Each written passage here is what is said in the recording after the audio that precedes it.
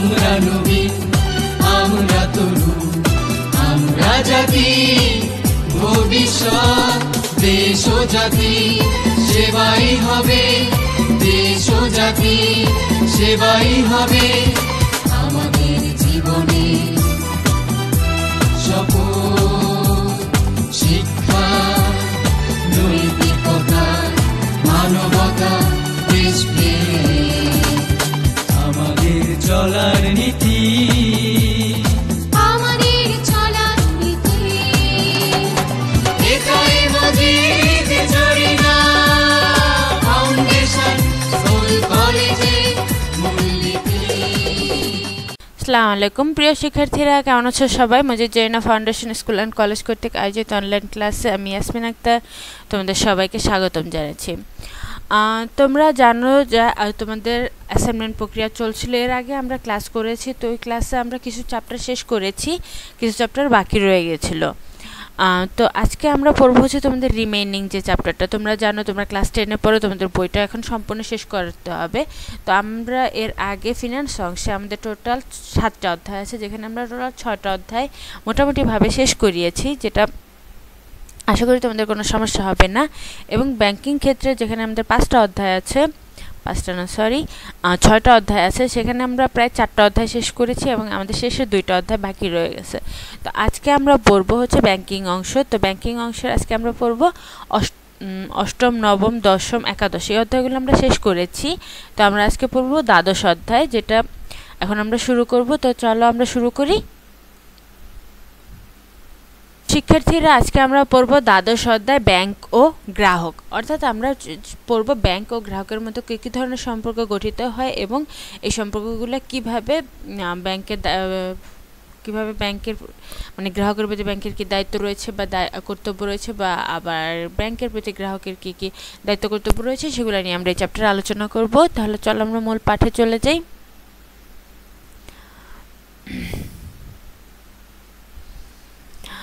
দেখো, প্রথমে হচ্ছে আমাদের গ্রাহক ও ব্যাংক, এই দুটার মধ্যে কি সম্পর্কটা, কীরূপ সম্পর্ক। তো প্রথম আমরা দেখো এখানে তোমাদের সূচনার ক্ষেত্রে তোমাদের প্রথম লাইনটা দেখো, এই লাইনটা তোমাদের জন্য খুবই গুরুত্বপূর্ণ। সেটা হচ্ছে ব্যাংক ও গ্রাহকের আস্থা ও বিশ্বাসী ব্যাংকিং ব্যবসার মূল মন্ত্র, যা ব্যাংকিং ব্যবসার ভিত্তিমূল। অর্থাৎ ব্যাংক ও গ্রাহকের মধ্যে কোন ধরনের সম্পর্ক বিদ্যমান? আমরা জানি ব্যাংক ও গ্রাহকের মধ্যে আস্থা ও বিশ্বাসের সম্পর্ক বিদ্যমান, এবং যেটা কি ব্যাংক ব্যবসায়ের মূল মন্ত্র। ব্যাংকিং ক্ষেত্রে তোমাদেরকে সবসময় কী করতে হবে? বইটা খুব ভালোভাবে রিডিং করতে হবে, এবং এখান থেকে তোমরা কি সকল ধরনের কোশ্চেনের উত্তরগুলো তোমরা পেয়ে যাওয়া। তাহলে আসলে আমরা ব্যাংক ও গ্রাহকের মধ্যে কী কী ধরনের সম্পর্ক গঠিত হয় তাহলে সেটা নিয়ে জানি। ব্যাংকিংয়ের ক্ষেত্রে ব্যাংক ও গ্রাহকের সম্পর্ক নির্ধারণের ক্ষেত্রে আমাদের কিছু সংজ্ঞা বা কিছু তথ্য জানতে হয়, যেটা কি প্রথম হচ্ছে ব্যাংকিং কি। ব্যাংকিং হচ্ছে ব্যাংকে যে সকল কার্যক্রম সম্পাদন করা হয় সেটাই কি ব্যাংকিং। এরপর আসি ব্যাংকার কি। ব্যাংকার হচ্ছে ব্যাংকিং ব্যবসায় লিপ্ত ব্যক্তি, কর্পোরেশন বা কোম্পানিকে কি বলা হয়? ব্যাংকার বলা হয়। আর গ্রাহক হচ্ছে ওই ব্যক্তিকেই বোঝায় যে ব্যাংকের যে কোনো ধরনের হিসাব বা অন্যান্য সেবার মাধ্যমে ওই ব্যাংকের সাথে যুক্ত থাকে। অর্থাৎ ব্যাংক যাকে সেবা প্রদান করে সেই কি ব্যাংকের গ্রাহক। এবার আসি ব্যাংক ও গ্রাহকের মধ্যে সম্পর্কের ধরন। ব্যাংক ও গ্রাহকের মধ্যে টোটাল 5 ধরনের সম্পর্ক তৈরি হয়। এগুলো হচ্ছে ডেটর ক্রেডিটর সম্পর্ক, চুক্তিবদ্ধ সম্পর্ক, ব্যাংক গ্রাহকের ওসি, বন্ধক দাতা ও বন্ধক গ্রহীতা সম্পর্ক, ব্যাংক গ্রাহকের প্রতিনিধি। এর মধ্যে 2টা সম্পর্ক সবচেয়ে গুরুত্বপূর্ণ, সেটা হচ্ছে ডেটর ক্রেডিটর সম্পর্ক, আরেকটা হচ্ছে চুক্তিবদ্ধ সম্পর্ক। দেখো, ডেটর ক্রেডিটর সম্পর্ক ব্যাংক ও গ্রাহকের মধ্যে ডেটর ক্রেডিটর সম্পর্ক তখনই তৈরি হয় যখন কি গ্রাহক ব্যাংকে টাকা জমা রাখে বা গ্রাহক ব্যাংক থেকে ঋণ গ্রহণ করে। অর্থাৎ গ্রাহক যখন ব্যাংকের কাছে টাকা জমা রাখে তখন ব্যাংক ডেটর ও গ্রাহক ক্রেডিটর হয়। আবার যখন ব্যাংক গ্রাহকের কাছ থেকে ঋণ গ্রহণ করে তখন হচ্ছে কি ব্যাংক ক্রেডিটর এবং গ্রাহক ডেটর হয়। এই জন্য এই সম্পর্কটার নাম কি ডেটর ক্রেডিটর সম্পর্ক। এবার সে চুক্তিবদ্ধ সম্পর্ক। ব্যাংকে হিসাব খোলার মধ্য দিয়ে কি হচ্ছে ব্যাংক ও গ্রাহকের মধ্যে একটা চুক্তিবদ্ধ সম্পর্ক তৈরি হচ্ছে। অর্থাৎ আমরা যখনই ব্যাংকে কোনো হিসাব খুলি তখন আমরা কি করি, ব্যাংকের সাথে একটা আইনগত সম্পর্কে চুক্তিবদ্ধ হই, যেটা কি থাকে দুই পক্ষের অধিকার ও দায়িত্ব সৃষ্টি করে। এরপর আসি ব্যাংক গ্রাহকের ওসি, অর্থাৎ ব্যাংক অনেক সময় গ্রাহকের সম্পত্তি, স্বর্ণালংকার, দলিলপত্র ইত্যাদি সংরক্ষণ করার মাধ্যমে কি ওসি হিসেবে কাজ করে।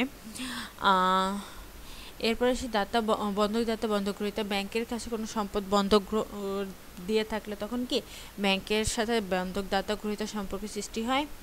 এরপর আসি ব্যাংক গ্রাহকের প্রতিনিধি, অর্থাৎ ব্যাংক গ্রাহকের পক্ষে বিভিন্ন কার্যাবলী সম্পাদন করার সময়, যেরকম দেনা পরিশোধ, পাওনা আদায় ইত্যাদি কার্যাবলী সম্পাদন করার সময় ব্যাংক কি গ্রাহকের প্রতিনিধি হিসেবে কাজ করে। এরপর আসি গ্রাহকের প্রতি ব্যাংকের দায়িত্ব, অর্থাৎ আমরা যখনই ব্যাংকে হিসাব খুলি বা ব্যাংকের সাথে কোনো সম্পর্কে জড়িত হই, তখন কি আমাদের ব্যাংকের কিছু গ্রাহকের প্রতি ব্যাংকের কিছু দায়িত্ব, অবশ্য পালনীয় দায়িত্ব কর্তব্য থাকে। এগুলো হচ্ছে কি অর্থ ফেরত,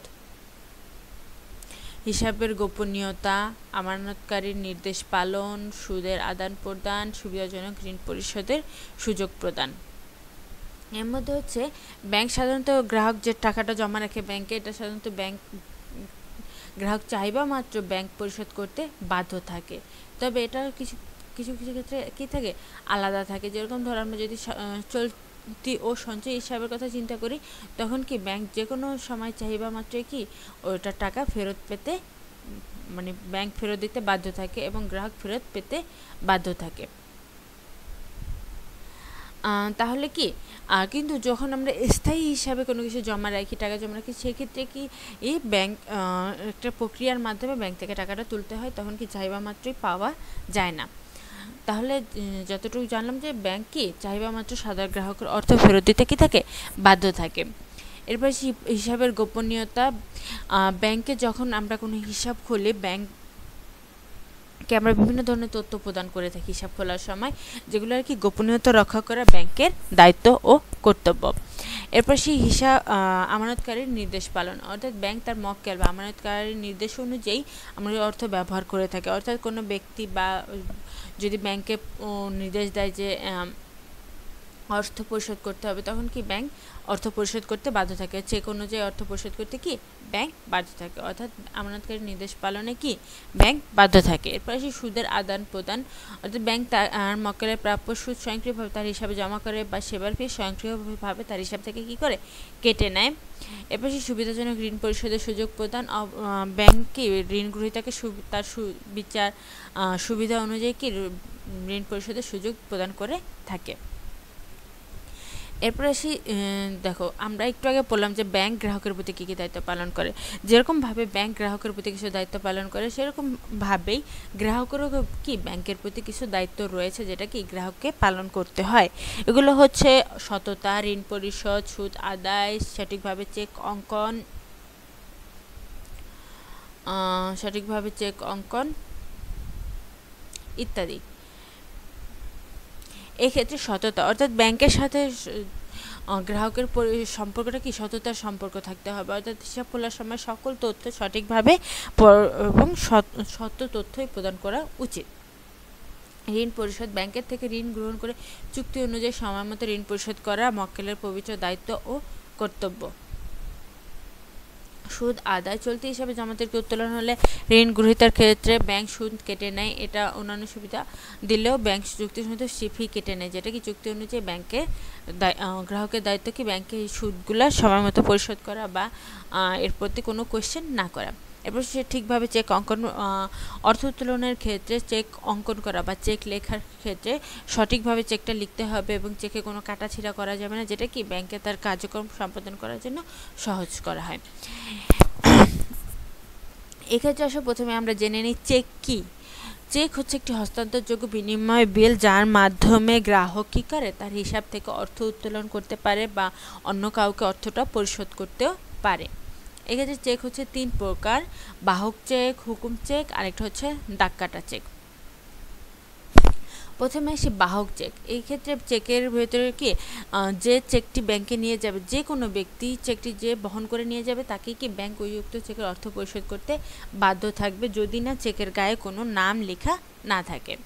অর্থাৎ চেকটা যে নিয়ে যাবে তাকেই কি করবে ব্যাংক টাকা দিতে বাধ্য থাকবে, কারণ এখানে চেকের গায়ে কিছু লেখা নাই। এরপর আসি হুকুম চেক। হুকুম চেক হচ্ছে যে চেকের অর্থ ব্যাংক নির্দিষ্ট ব্যক্তি ব্যতীত অন্য কাউকে উত্তোলন করতে পারে না, এই ধরনের চেক হুকুম চেক বলে। অর্থাৎ এই চেকে সাধারণত নির্দিষ্ট ব্যক্তির নাম উল্লেখ করা থাকে, অর্থাৎ যাকে পরিশোধ করা হবে বা যাকে ব্যাংক অর্থটা পরিশোধ করবে তার নাম এই চেকে উল্লেখ করা থাকে। সর্বশেষ আসি দাগ কাটা চেক। বাহক চেক ও হুকুম চেকের অর্থ পরিশোধের নিশ্চয়তা নিরাপত্তা যখন উক্ত চেকের বামের দিকে আড়াআড়িভাবে সমান্তরালভাবে দুটি রেখা অঙ্কন করা হয় তাকে কি বলে? দাগ কাটা চেক বলে। অর্থাৎ যে চেকে একটা দুটো দাগ কাটা দেওয়া থাকবে তার নামে কি? দাগ কাটা চেক। এবং এই চেকের গায়ে লেখা থাকবে কি? প্রাপকের হিসাবে দেয় বা এসি পেই অথবা অ্যান্ড কোং ইত্যাদি লেখা থাকে, যার মাধ্যমে কি করা হয়? তুমি যাকে চেকটা পরিশোধ করতেছো তার সরাসরি তার হিসাবে কি করে অর্থটা জমা করা যায়। এটা নগদে, এই চেকের অর্থ নগদে উত্তোলন করা যায় না। এই চেকের ক্ষেত্রে এই যে এখানে দেখো জনতা ব্যাংক না, জনতা ব্যাংক সরি, এই যে এখানে জনতা ব্যাংক না, এখানে আড়াআড়িভাবে দুটো দাগ কাটা থাকে এবং এখানে লেখা থাকে কি? এই যে প্রাপকের হিসাবে দেও বা এসি পেই বা অ্যান্ড কোং ইত্যাদি কি থাকে এখানে লেখা থাকে। তাহলে তোমরা বুঝতে পেরেছো। তাহলে আমরা এখান থেকে একটা প্রশ্ন আসে যে কোন ধরনের চেক নিরাপদ বেশি, সেক্ষেত্রে সবচেয়ে নিরাপদ কোন ধরনের চেক? দাগ কাটা চেক। কারণ কি এখানে কি করা হয়? প্রাপকের হিসাবে পরিশোধ করা হয়। তারপরে আসি, তোমাদের কোশ্চেন থাকে যে কোন চেকের কিছু বৈশিষ্ট্য দিয়ে কোশ্চেন থাকে চেকটি কোন ধরনের। সেক্ষেত্রে তোমরা এই বৈশিষ্ট্যগুলো একটু পয়েন্ট পয়েন্ট করে লিখে তারপর ভালো করে মুখস্থ করে নিবে, তাহলে কি হবে? সহজে তোমরা বুঝতে পারবে যে কোনটা কোন ধরনের চেক। আর এটা থেকে খুব অনেক বেশি পরিমাণে প্রশ্ন এসে থাকে। তো এরপর আসে আমাদের এর পরবর্তী টপিক হচ্ছে ব্যাংক হিসাবের গোপনীয়তা ও এর সংক্রান্ত তথ্য। দেখো আমরা জানি যে ব্যাংক এবং গ্রাহকের মধ্যে সম্পর্কটা কি? বিশ্বাসে থাকে। বিশ্বাস ভঙ্গ বা ইত্যাদি কারণে কি হয়? ব্যাংকের সাথে সম্পর্কের পরিসমাপ্তি ঘটে। এক্ষেত্রে আমরা দেখো কি কি কারণে ব্যাংক গ্রাহকের সাথে সম্পর্ক অবসান করে।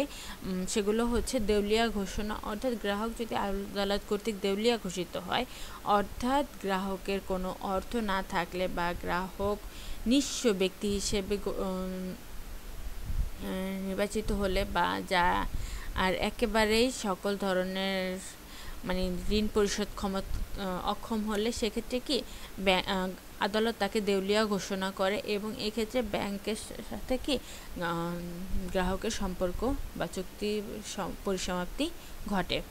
এরপর সেই মক্কেলের মানসিক ভারসাম্য হারালে, যেটা আমরা সবাই জানি, যদি মক্কেল পাগল হয়ে যায় তখন কি ব্যাংক তার সাথে কোনো সম্পর্ক রাখে না বা সম্পর্কের সমাপ্তি ঘটে। এরপর সেই গার্নিশি অর্ডার জারি করা হলে আদালত কর্তৃক মক্কেলের ওপর কোন ধরনের অর্ডার বা গার্নিশি বা হিসাব সাময়িকভাবে বন্ধ করে দিতে ব্যাংক কি থাকে? বাধ্য থাকে। এরপর সে ব্যাংকের নিজস্ব সিদ্ধান্ত, অর্থাৎ মক্কেল যদি তার চুক্তি অনুযায়ী সততার নীতি না মেনে চলে, অর্থাৎ প্রতারণার আশ্রয় নেয়।